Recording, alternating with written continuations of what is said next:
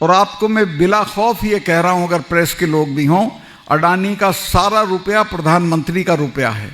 दुनिया में आपने सुना है कि जो शिकायत करता है उसकी जांच होगी या जिसकी शिकायत हो रही है उसकी जांच होगी।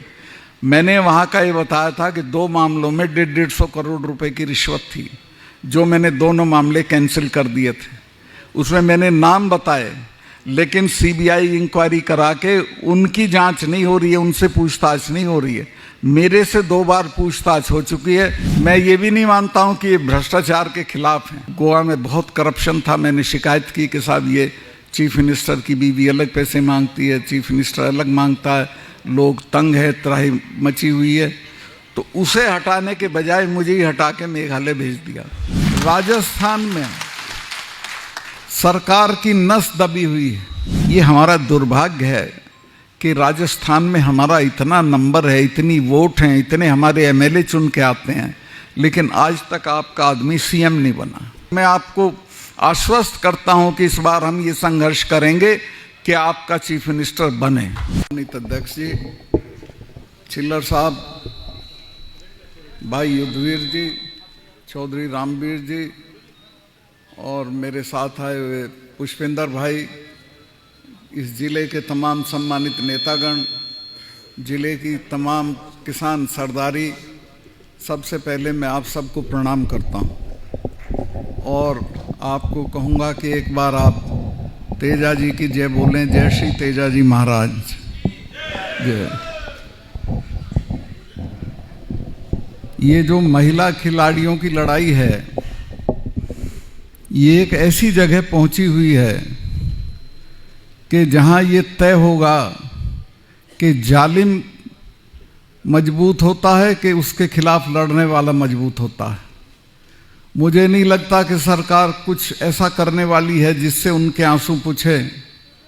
मैंने उनको ये सजेशन दिया है कि अगर तुम्हारी बात ना मानी जाए तो तुम हमें 3-4 सिर्फ मीटिंग राजस्थान में दे दो। मुझे चिल्लर साहब दोबारा आना पड़ेगा, उन बच्चियों का एक कार्यक्रम यहाँ कराना पड़ेगा, क्योंकि राजस्थान में सरकार की नस दबी हुई है। अगर राजस्थान में वो बच्चियाँ घूम गई, चूँकि मेरा बहुत घूमना होता है, मैं जानता हूँ कि जिस दिन वो घसीटी जा रही थी 28 तारीख को जनपद पे, उस वक्त राजस्थान के हजारों परिवार में खाना नहीं बना था। तो जब राजस्थान के लोग उनकी सभाओं में आएंगे, भीड़ दिखाई देगी, तो दिल्ली 1 हफ्ते में ची बोल जाएगी और उनकी बात मानेगी। बस वो एक बार तैयार हो जाने के लिए, पहले तो उन्होंने मुझे, तेजाजी संस्थान के लोग गए थे जयपुर से, उनको तारीख दे दी थी, लेकिन फिर बीच में वो बातचीत में फंस गई। तो अगर तारीख दे दी और वो आई, तो फिर एक बार आपको आना पड़ेगा अलवर के इस, मेरा तो ख्याल है उस वक्त चिल्लर जी खुले में आप सभा करिए, लोग आएंगे। लोग बहुत गुस्से में हैं उनके साथ, जो बेटियों के साथ अन्याय हो रहा है, और बहुत बहुत ज़बरदस्त रिएक्शन है लोगों में। सही बात तो ये है कि दिल्ली में जो सरकार आज है वो आपको मिटाने पे जुटी हुई है।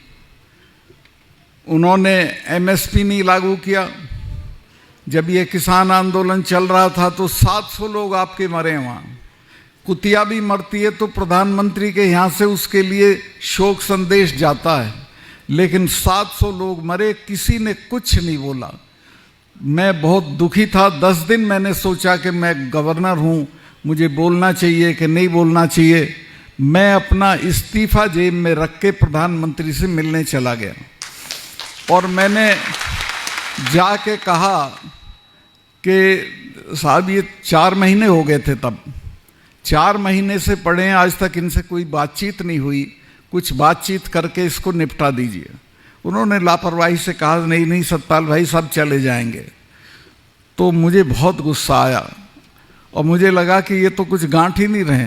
तो मैंने कहा साहब ऐसा है, आप इनको जानते नहीं, ये जो सिख भाई हैं इनके तो गुरु महाराज ने अपने 4 साहबजादे शहीद करा दिए थे, समझौता नहीं किया था। और जब ब्लू स्टार ऑपरेशन हुआ, उसके बाद मिसेस गांधी ने 1 महीने तक अपने फार्म हाउस पे महामृत्युंजय का पाठ कराया था। अरुण नेहरू मेरे दोस्त थे, भतीजे थे उनके। उन्हें कहा बुआ आप तो ये सब नहीं मानती थी, कि नहीं तुम्हें पता नहीं है, स्वर्ण मंदिर को जिसने भी छुआ है वो आज जिंदा नहीं है, ये मुझे मारेंगे और इसलिए मैं ये करा रही हूँ। तो मैंने प्रधानमंत्री जी से कहा कि जिससे लड़ो, और हमारे वाले ये तो कब्र उखाड़ के दाह संस्कार कर देते हैं छठे महीने लाल किले पे चढ़े रहते हैं, और अब के तो दोनों इकट्ठा हो गए। तो जिससे लड़ो उसके बारे में ये जान लो कि वो कौन है। तो मेरी राय ये है कि आप बातचीत करके इसको हल कर दो। उस वक्त तो उनकी समझ में नहीं आया, लेकिन 2 महीने बाद माफी मांग के वो कानून वापस किए। लेकिन अब भी ताली बजाने लायक बात अभी नहीं हुई है।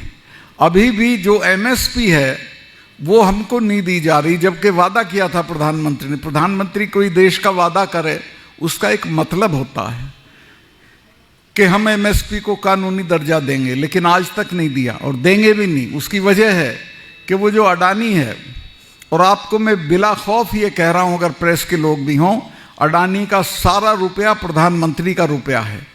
अडानी को चूंकि नुकसान होगा, अडानी ने गोदाम बना लिए हैं हरियाणा में, सस्ता अनाज खरीद के उनमें भर लिया है, जब महंगा हो जाएगा तो बेचेगा। अगर एमएसपी को कानूनी दर्जा मिल गया तो अडानी को नुकसान होगा, इसलिए मुझे लगता नहीं कि आसानी से देंगे। एक लड़ाई किसानों को और लड़नी पड़ेगी और जोर से लड़नी पड़ेगी। ये जो तस्वीरें यहाँ लगी हुई हैं, मैं इनमें देख रहा था, एक आप तरमीम करो, अगली बार से महाराजा रणजीत सिंह का भी फोटो उसमें लगाओ। देश में इतना ताकतवर राजा हुआ नहीं है कोई कि अंग्रेज भी डरता था उससे। एक बार महाराजा पटियाला की वाइफ का उनसे झगड़ा हो गया, वो उनकी रिश्तेदार थी रणजीत सिंह जी की, उसने चिट्ठी लिख दी कि आके हमारा फैसला करा दो। महाराजा रणजीत सिंह पूरी फौज लेके आ गए और पटियाला में डेरा डाल दिया।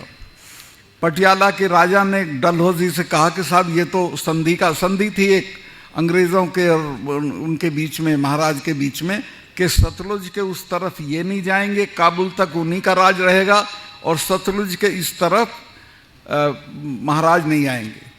तो कहा कि साहब ये तो आक्रमण है। तो डलहौजी ने कहा भाई मुझे लंदन में पूछना पड़ेगा, मैं क्या करूं। डलहौजी ने लंदन में पूछा कि इस तरह से महाराजा रणजीत सिंह फौज के साथ पटियाला आ गए हैं। तो लंदन वालों ने कहा कि चुप पड़े रहो, 10-5 दिन में खुद चला जाएगा, कहीं ऐसा ना हो कि इससे पंगा लेके जो राज है वो भी छिन जाए। हमें जानकारी है कि उसकी फौज तुमसे ज़्यादा ताकतवर है। उसका एक जनरल था हरि सिंह नलवा, आज जो ये जिसको वजीरिस्तान बोलते हैं पाकिस्तान और अफगानिस्तान के बीच में, इस पे कभी किसी का राज नहीं रहा। जिसके कब्जे में आ जाता था पठान उसको भगा देते थे। 7 साल गवर्नरशिप करी हरि सिंह नलवा ने वहाँ, और इतनी ठुकाई करी पठानों की कि जो पठानी सूट है तभी चला था।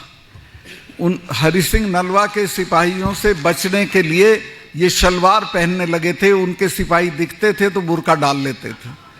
तो महाराजा रणजीत सिंह का चैप्टर हमारे इतिहास का बहुत शानदार चैप्टर है।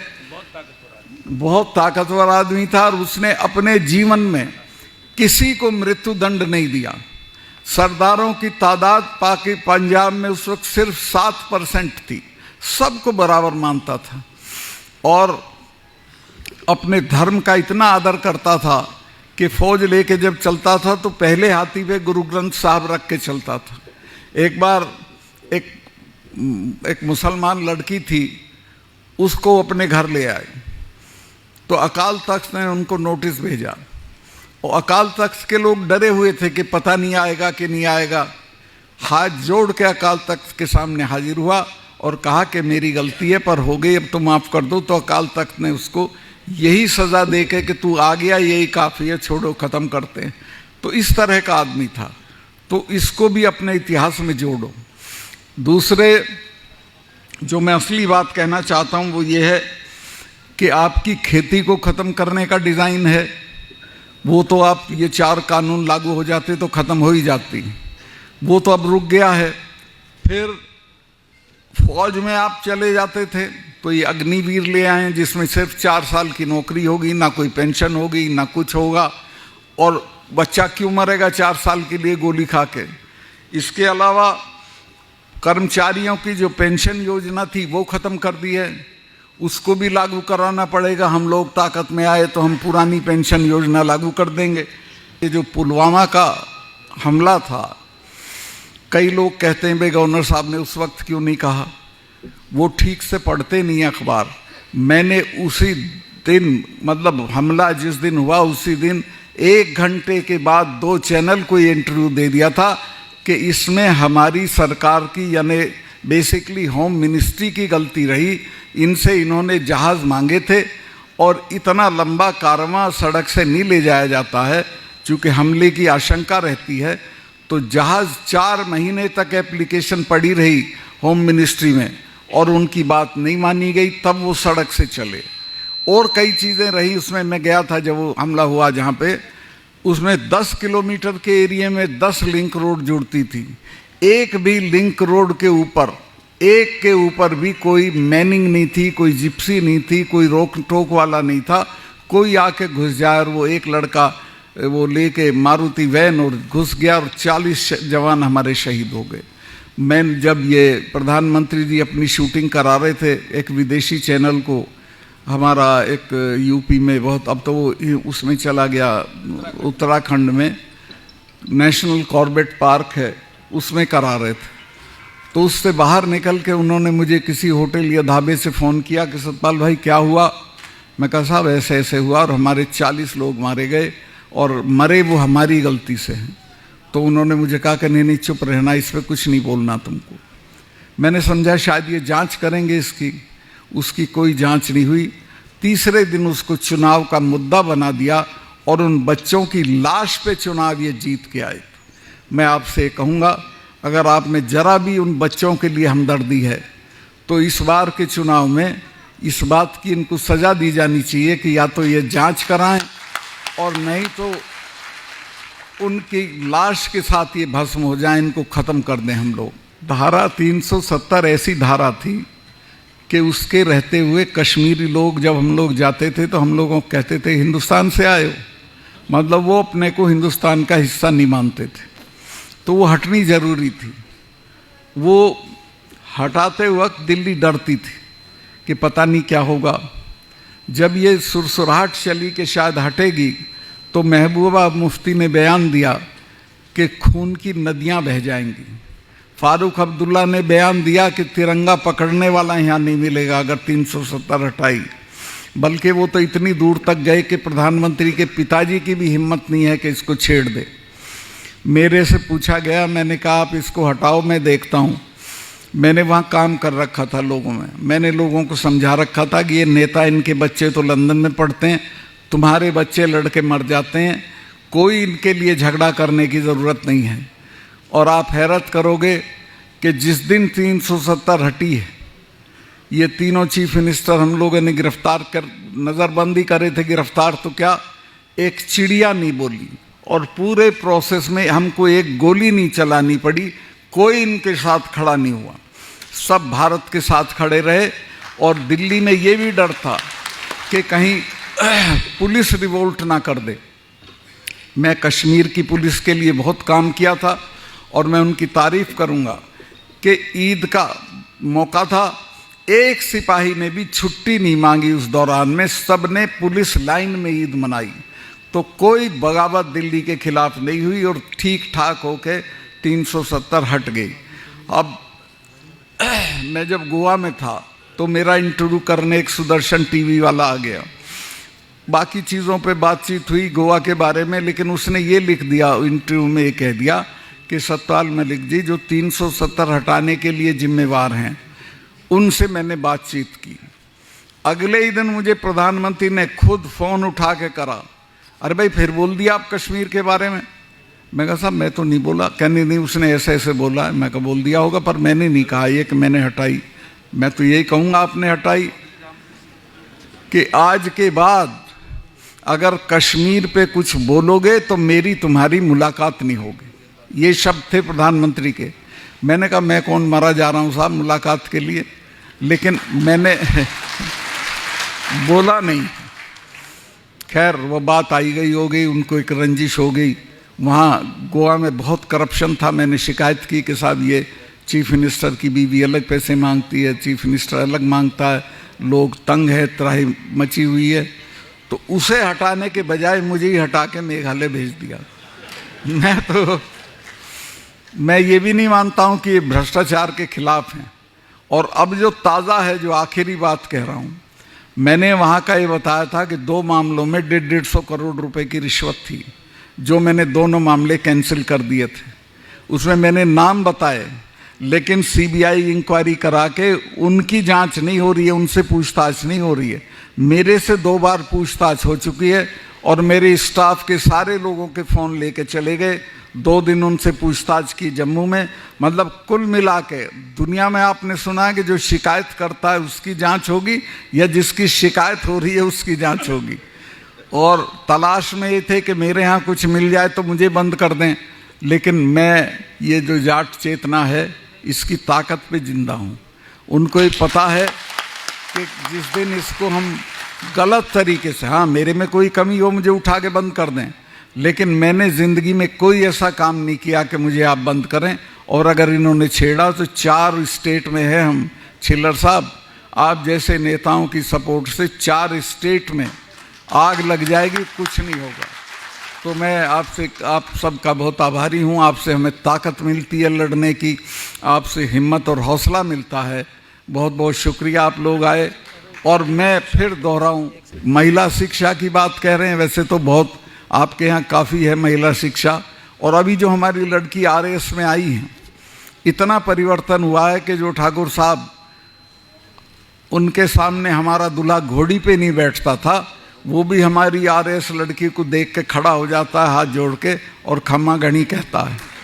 तो महिला शिक्षा को बढ़ाइए, चूँकि महिला का सशक्तिकरण ना दहेज से है, ना उसके हस्बैंड की दौलत से है, ना उसके पिताजी की दौलत से है, उसकी एजुकेशन से है, और वो उसको आगे बढ़ाएगा। एक मैं और निवेदन करूं, अमेरिका की एक फॉरेन सेक्रेटरी थी कोंडालीजा राइस, दुबली पतली, शक्ल सूरत में निहायत साधारण, लेकिन लीबिया का जो तानाशाह था गद्दाफी, जब वो मारा गया और उसके दफ्तर को रेड किया विद्रोहियों ने, तो उसमें एक डायरी मिलती है। उसमें वो लिखता है कि मुझे बहुत आनंद आता है जब कोंडालीजा राइस, लिटिल कोंडी लिखा है उसको, चूँकि दुबली पतली थी, लिटिल कोंडी अरब शेखों को धमकाती है। वो अरब शेखों को अमेरिका की ताकत पे धमकाती थी, और अमेरिका की ताकत उसको तालीम की वजह से मिली थी। तो तालीम इतनी बड़ी चीज़ है कि जिस बच्चों को ये दिला दोगे तो इनकी तरक्की, ये जो एक मैं गया अभी हाल में वहाँ हनुमानगढ़, चौधरियों ने मुझे कहा साहब 10-10 कमरे के एक आदमी है घर में, और मकान 10 कमरे का बनाते हैं, और बच्चों को तालीम में खर्चा नहीं करते हैं। तो इन चीज़ों पे मत खर्चा करो, मृत्यु भोज पे मत करो, दहेज पे मत करो, मकान बनाने पे मत करो। मैं तो गवर्नर भी रह लिया, MP MLA भी रह लिया, अब भी दिल्ली में 2 कमरे के फ्लैट में किराए के में रह रहा हूँ। मकान कोई ताकत नहीं होते, बल्कि मेरी ताकत है ये कि मेरे पे कुछ नहीं है। वो होता तो मैं नहीं लड़ पाता नरेंद्र मोदी से, मुझे फिक्स कर देते, ED भेज देते, इनकम टैक्स भेज देते। तो मैं आपसे निवेदन करूँगा कि एक तो इन बच्चों की तालीम कराओ। और ये हमारा दुर्भाग्य है कि राजस्थान में हमारा इतना नंबर है, इतनी वोट हैं, इतने हमारे MLA चुन के आते हैं, लेकिन आज तक आपका आदमी CM नहीं बना। क्यों नहीं बना? वो इसलिए नहीं बना कि आपने एकता नहीं दिखाई। जब रामनिवास मिर्धा जी चुनाव लड़े CM का, तो उस वक्त वो 2 वोट से हारे, और 4 जाट मेंबर्स ने वोट क्रॉस किया, दूसरी तरफ दिया। अगर वो दूसरी तरफ ना देते तो मिर्धा जी चीफ मिनिस्टर बन गए होते। तो एकता होगी तो बनोगे, और मैं आपको आश्वस्त करता हूं कि इस बार हम ये संघर्ष करेंगे कि आपका चीफ मिनिस्टर बने। और ये कोई मांग हमारी नाजायज़ नहीं है, हमारी जायज़ मांग है। ये तो जो 77 में जो सरकार बनी थी, चरण सिंह जी उस वक्त चाहते थे कि कुंभाराम आर्य जी को चीफ मिनिस्टर बना दें, लेकिन उसमें हमारे बड़े थे देवीलाल जी, वो कुछ तिकड़म कर गए अपने लिए, अपने पोते को एमएलए बनवाने के लिए। उन्होंने भैरव सिंह जी से समझौता कर लिया, वरना उसी बार बन गया होता। इसके बाद तो इनमें फूट पड़ गई, कोई कहीं है, कोई कहीं है, कोई कहीं है। अब अगर ये इकट्ठा रहेंगे तो आपका सीएम ज़रूर बन जाएगा, कोई दिक्कत की बात नहीं है। और मैं हालांकि मेरे पैरों में बहुत चोट है, ठीक हो जाएगी तब तक मैं राजस्थान में घूमूंगा और सब जगह कोशिश करूंगा कि ज़्यादा से ज़्यादा आपके लोगों के टिकट हों। सारी पार्टियों में मेरी पहचान है, और इसके बाद आपका आदमी चीफ मिनिस्टर बने। बहुत बहुत धन्यवाद, थैंक यू। रूहे रवां बलबीर छिल्लर जी, उनका आभार व्यक्त करता हूं कि उन्होंने इतनी सजी सजाई महफिल दी, इतना बढ़िया कार्यक्रम किया, और अभी शायद हम लोगों को खाना भी खिलवाएंगे। तो और मैं उनको आश्वस्त करता हूं कि वो जब भी बुलाएंगे तो मैं, और कोई आए ना आए, मैं ज़रूर आऊँगा। धन्यवाद, बहुत बहुत धन्यवाद।